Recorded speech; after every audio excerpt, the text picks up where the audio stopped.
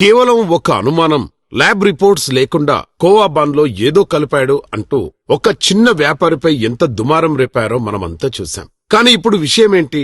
ఏకంగా తిరుమల తిరుపతి దేవస్థానంలో తయారయ్యే పవిత్ర లడ్డూ ప్రసాదం విషయంలో సంచలన ఆరోపణలు బయటికి వస్తున్నాయి. కెమికల్స్ తో తయారైన పదార్థాన్ని నెయ్యిగా నమ్మించి అది కల్తీ కాదు, నకిలీ అని ఆరోపణలు. అదే పదార్థంతో కోట్లాది లడ్డూలు తయారయ్యాయని చెబుతున్న దర్యాప్తు వర్గాలు ఎన్డీడీబీ, ఎన్డీఆర్ఐ ల్యాబ్ రిపోర్ట్స్ ఉన్నాయని చెబుతున్నారు.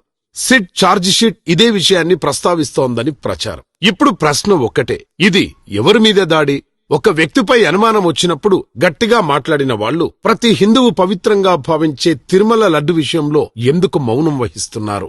కోవాబన్ అందరూ తినాల్సిన అవసరం లేదు, కానీ తిరుమల లడ్డు ప్రతి హిందువు తింటాడు, ఇంటికి తీసుకెళ్తాడు, 10 మందికి పంచుతాడు, భక్తితో స్వీకరిస్తాడు.